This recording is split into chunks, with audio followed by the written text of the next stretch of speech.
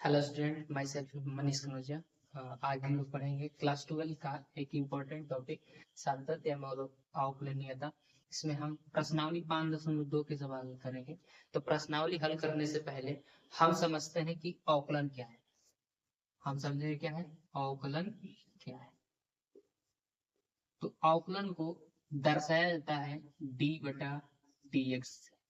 किसे दर्शाया जाता है डी वाई बटा डी एक्स से। इसमें ये जो y होता है ना, इसका अवकलन करते हैं किसके सापेक्ष, x के सापेक्ष। तो इसको dy बटा dx से प्रदर्शित किया जाता है, या और y डैश से प्रदर्शित किया जाता है, या f डैश ऑफ x से प्रदर्शित किया जाता है। तो अवकलन को dy बटा dx या y डैश या फिर f डैश ऑफ x से प्रदर्शित किया जाता है। तो अवकलन करने से पहले अवकलन के कुछ सूत्र होते हैं, वो जानना जरूरी है, तो ही अवकलन है। सबसे पहला कि अगर हम अवकलन करते हैं x सापेक्ष x का ही, अगर x का अवकलन करते हैं x सापेक्ष ही, तो इसका अवकलन 1 होता है।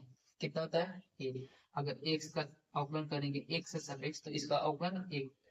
दूसरा dy बाई डी एक्स, अगर हम ax का जहाँ a क्या है अचर संख्या, a क्या होता है अचर संख्या।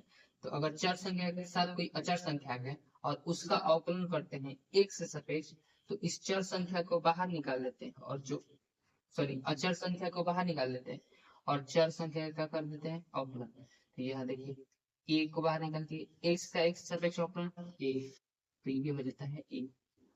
तो चर संख्या अचर संख्या क्या होता है, तो अचर संख्या उसे कहते हैं जिसका मान कभी बदलेगा नहीं। जैसे अगर a का मान 1 है तो 1 ही रहेगा, ये 1 2 नहीं हो सकता है। अगर 2 2 है तो 3 नहीं हो सकता है, 3 3 ही रह सकता है, 4 नहीं हो सकता है। तो अचर संख्या उसे कहते हैं जिसका मान कभी बदलेगा नहीं, वो फिक्स रहेगा। ठीक है। तीसरा, अगर हम डी बाई डी एक्स करते हैं x के पावर n, अगर चर संख्या घात कोई दिया है, अगर हमें उसका अवकलन करना है x से सापेक्ष, तो क्या करते हैं कि घात को नीचे लिख देते हैं और घात में से एक को हटा देते हैं। समझिए क्या करते हैं कि घात को नीचे लिखते हैं, इससे पहले लाते हैं घात को, और x का पावर में से जो घात है ना, इसमें से एक माइनस कर देते हैं। ठीक है। चौथा, अगर D by d x sign x हो, क्या हो साइन एक्स, अगर साइन एक्स का अवकलन करेंगे एक्स से सापेक्ष, तो इसका अवकलन होता है कॉस एक्स। क्या होता है कॉस एक्स। पांचवा, डी बाई डी एक्स, अगर हम इसका अवकलन करें किसका कॉस एक्स का एक्स से सापेक्ष, अगर कॉस एक्स का अवकलन करेंगे एक्स से सापेक्ष, तो इसका अवकलन होता है माइनस का साइन एक्स। क्या होता है माइनस का साइन एक्स। वैसे छठा, डी बाई डी एक्स, अगर हम अवकलन करें tan x का, अगर हम अवकलन करें tan x का, तो tan x का अवकलन होता है sec square x। Satva, d by d x, अगर हम अवकलन करें sec x का, तो इसका अवकलन होता है sec x into tan x, sec x into tan x। ऐसे चलते रहते हैं, बाकी धीरे धीरे जो जैसे जैसे आएगा मैं बताते चलूंगा। और भी है कि अगर d बाई डी एक्स दो चर संख्या का गुणनफल के रूप में है, जैसे u इंटू भी, यहाँ u और v दोनों चर संख्या, अगर दोनों चर संख्या गुणनफल के रूप में आ जाए और उसका अवकलन करना होगा अगर x से सापेक्ष, तो करते क्या है कि पहले वाले को बाहर निकालते हैं और दूसरे वाले का अवकलन कर देते हैं d by d x into v। तो u को मैंने बाहर निकाल दिया और v का क्या कर दिया अवकलन, प्लस जिसका अवकलन किया था ना, अब उसको बाहर निकाल दीजिए, और जिसको बाहर निकाल दिए थे अब उसका अवकलन कर दीजिए। तो d बटा d x D u upon d x. तो ये होता है u इंटू v का अवकलन, u d v upon d x plus v d u upon d x. नौवा कि अगर d बटा डी एक्स अंश बटा हर के रूप में देगा, अंश बटा हर के रूप में, जैसे u बाई v, अगर इसका अवकलन करना होगा x से सापेक्ष, तो क्या करते हैं हर इंटू अंश का अवकलन d by d x into अंश का अवकलन कर दिया, माइनस अंश इंटू हर का अवकलन d बाई डी एक्स भी, बटे में हर का वर्ग कर देते हैं। क्या कर देते हैं हर का वर्ग। तो ये कुछ सूत्र है, तो सूत्र उतार दीजिएगा। इनके बिना कोई भी अवकलन नहीं हो पाएगा, ध्यान रखिएगा। तो चलते हैं, मैंने जितने भी फार्मूला लिखा है उस पे क्वेश्चन करके देखते हैं कि कैसे होगा। सपोज कीजिए पहला क्वेश्चन कि अगर y बराबर दिया है 3x, इसका हमें अवकलन करना है x के सापेक्ष। तो सबसे पहले लिखा जाता है कि x के सापेक्ष अवकलन करने पर, x के सापेक्ष अवकलन करने पर, तो x के सापेक्ष अवकलन करेंगे तो y का अवकलन करेंगे तो dy बटा dx इज इक्वल टू, इसका अवकलन करना है तो सबसे पहले d बटा dx लिखा है और किसका करना है 3x का, किसका 3x का, तो 3x को क्वेश्चन में देते हैं, ठीक। उसके बाद dy by dx is equal to, अब देखिए ये है 3 अचर संख्या और x क्या है चर संख्या। तो बताया था कि जब अचर संख्या के साथ कोई चर संख्या आ जाए, मतलब अगर x के साथ कोई a आ जाए, ये कोई चर संख्या अचर संख्या है और इसका अवकलन करना होता है, तो करते क्या है कि अचर संख्या को बाहर निकालते हैं और चर संख्या का क्या करते हैं अवकलन करते हैं।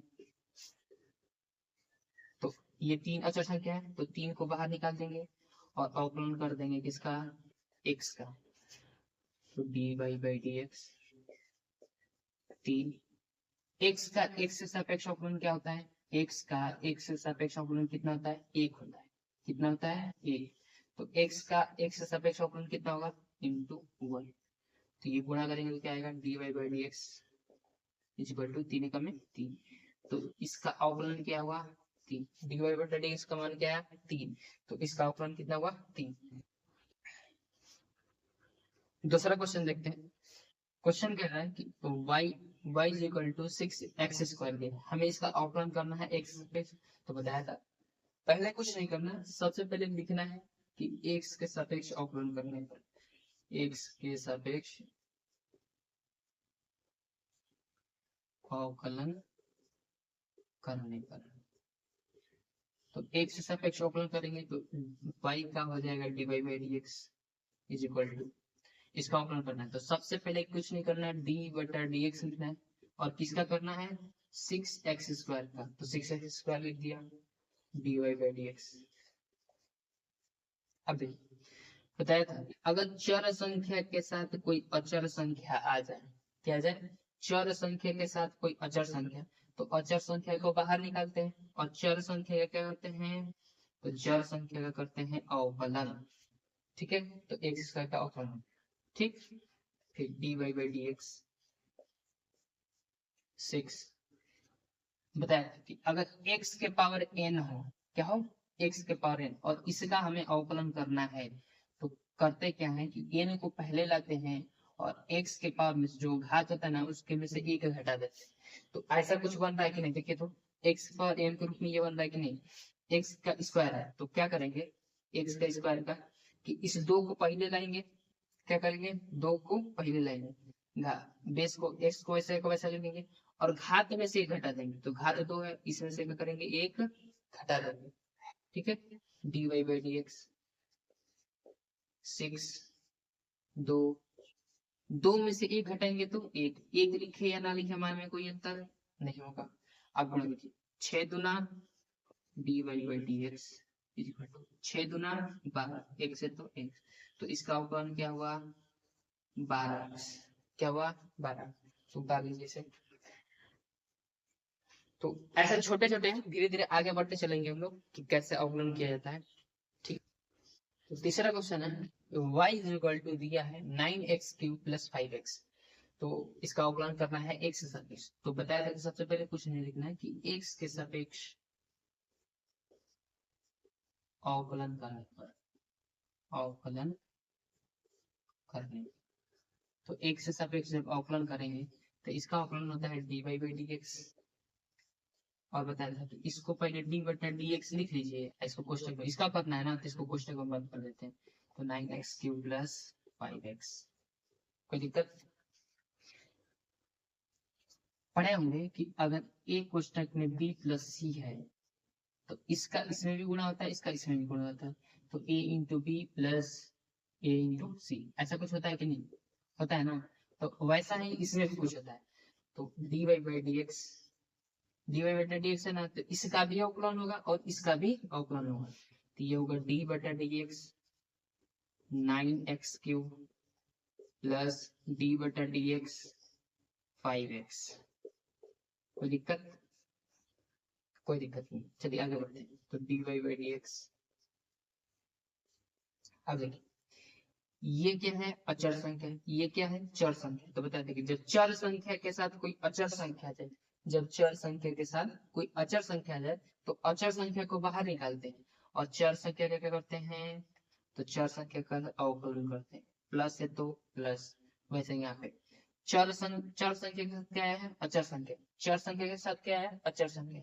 तो अचर संख्या को बाहर निकाल देंगे और चर संख्या का क्या करते हैं, अवकलन करते हैं। तो चर संख्या का अवकलन करते हैं, फिर d y by d x equal to 19।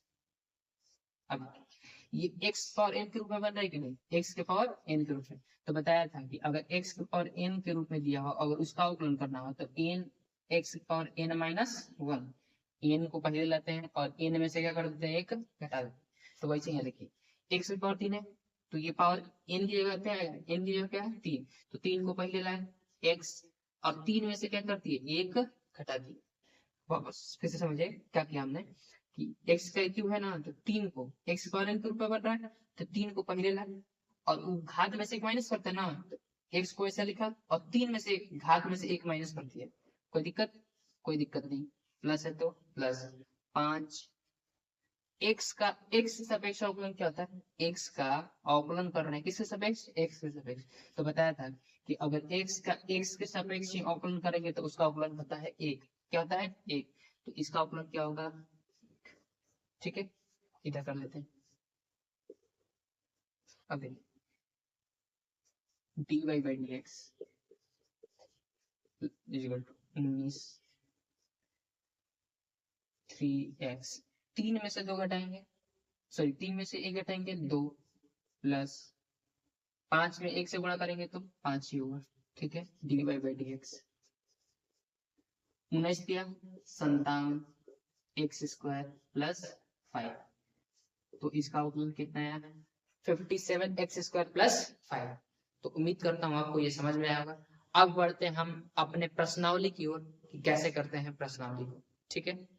प्रश्नावली 5.2 का पहला क्वेश्चन है कि साइन x² प्लस 5 दिया है, हमें इसका अवकलन करना है x के सापेक्ष, किसके सापेक्ष, x के सापेक्ष। तो सबसे पहले लिखेंगे कि माना, इसको मानेंगे किसके बराबर, y के बराबर, माना ये y के बराबर है साइन x² प्लस 5। कोई दिक्कत, कहीं से कोई दिक्कत नहीं। अब लिखेंगे x के सापेक्ष अवकलन करने पर, किसके सापेक्ष, x के सापेक्ष अवकलन करने पर, अवकलन करने पर। तो जब x के सापेक्ष अवकलन करेंगे तो इसका अवकलन होता है d y by d x equal to d by d x. बताया था पहले डी बाई डी एक्स, इसका अवकलन करना है ना, तो इसको लिख लीजिए साइन x² प्लस 5, ठीक है। अब फिर d y by d x, sine हम पढ़े थे कि डी बाई डी एक्स अगर साइन एक्स हो, क्या हो, साइन एक्स, तो इसका अवकलन होता है कॉस एक्स। क्या होता है, कॉस एक्स। अगर साइन एक्स का अवकलन करते हैं तो इसका अवकलन होता है कॉस। लेकिन हम यहाँ देख क्या रहे हैं, ये साइन एक्स नहीं है, साइन x² प्लस 5 है। ये क्या है, x² प्लस 5। हम पढ़े हैं साइन एक्स का, यहाँ दिया है साइन x² प्लस 5 का, तो हम करते क्या है कि ये जो x² प्लस 5 दिया है ना, इसको x मान लेते हैं। क्या मान लेते हैं, x। तब ये साइन x बन गया। हमको पता है साइन x का अवकलन क्या होता है, cos x।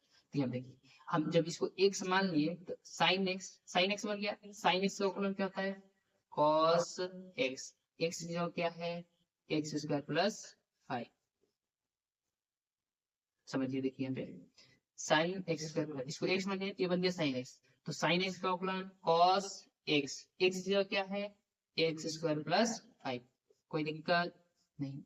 अब फिर आगे क्या करते हैं कि जिसको x मानते हैं, जिसको x मानते हैं उसका दोबारा से अवकलन कर देते हैं। तो d by d x, x किसको मानते हैं, x² प्लस 5 को, तो x² प्लस 5 का दोबारा से अवकलन कर देते हैं, ठीक है। डी बाई डी एक्स, अब ये cos एक्स स्क्वायर प्लस 5, इसका गुणा इसमें भी होगा, इसका गुणा इसमें भी होगा, मतलब इसका भी अवकलन होगा और इसका भी अवकलन होगा। तो डी बाई डी एक्स, यहाँ देखिए डी बाई डी एक्स, ये x square plus d by d x 5, ठीक है। अब देखिए d by d x is equal to cos x square plus 5, x पर एन, तो एक्स पर एन का अवकलन क्या होता है, एन, एन की जगह क्या है 2, और हाथ में से क्या कर देते हैं, एक घटा देते हैं, तो 2 में से एक घटा देंगे, फिर प्लस है तो प्लस है तो प्लस, कि ये 5 क्या है, अचर संख्या, तो जब भी अचर संख्या का अवकलन कर देते हैं तो उसका अवकलन होता है 0, क्या होता है 0, लिख लीजिए कि सी यहाँ पे अचर संख्या, तो अचर संख्या का अवकलन कितना होता है 0। कोई भी अचर संख्या दिया है, कोई भी नंबर दिया है, 1 2 3 4 5 6 7 कुछ भी दिया, उसका अगर केवल नंबर दिया है और उसका अवकलन करते हैं तो उसका अवकलन क्या होता है 0 होता है, क्या होता है 0, ठीक है। तो d by by d x cos x square plus 5 two x, 2 में से एक घटाएंगे, एक लिखे चाहे न लिखे, मान में कोई अंतर नहीं, प्लस 0, तो 2x में 0 जोड़ेंगे तो सिर्फ 2x ही होगा, कोई दिक्कत, कोई दिक्कत नहीं। तो इस 2x को मैं पहले लिख रहा हूँ, d by by d x is equal to 2x cos x square plus 5, तो ये हो गया इसका अवकलन। ध्यान रखना ये जो 2x है इसके कोण में गुणा नहीं, इस कोण का गुणनफल नहीं है, ये इसके आगे आएगा, ये इस पूरे फलन का गुणनफल है, ये इसका गुणनफल है, ये इस कोण का गुणनफल नहीं है, तो ध्यान रखिएगा इस बात का, एक स्क्रीनशॉट ले लीजिए। तो बढ़ते हैं नेक्स्ट क्वेश्चन की ओर। नेक्स्ट क्वेश्चन है cos sin x, क्या दिया है cos sin x, तो सबसे पहले इसको y के बराबर मानेंगे, हमें इसका अवकलन करना है, तो सबसे पहले माने कि माना y बराबर cos sin x, क्या है cos sin x, तो हमें इसका अवकलन करना है, तो लिखेंगे x के सापेक्ष अवकलन करने पर, तो x से सापेक्ष अवकलन करने पर तो ये होगा d by by d x is equal to, ये cos sin x, यहाँ पे देखिए डी बाई डी एक्स, अगर cos x होता है cos x, तो इसका अवकलन होता है माइनस साइन x होता है, कि cos x का अवकलन क्या होता है सर, माइनस साइन x होता है, ठीक है।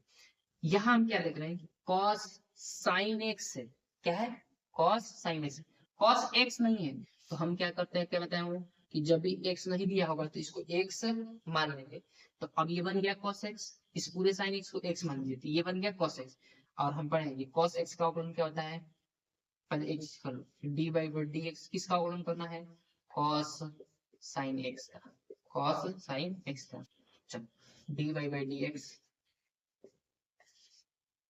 अब ये cos, इसको मान लीजिए क्या मान लीजिए x, तो ये बन गया cos x, cos x का अवकलन क्या होता है माइनस का sin x, क्या होता है माइनस का sin x, और x किसको माने थे, x किसको माने थे sin x को, तो यहाँ पर sin x मिलती है sin x, ठीक है।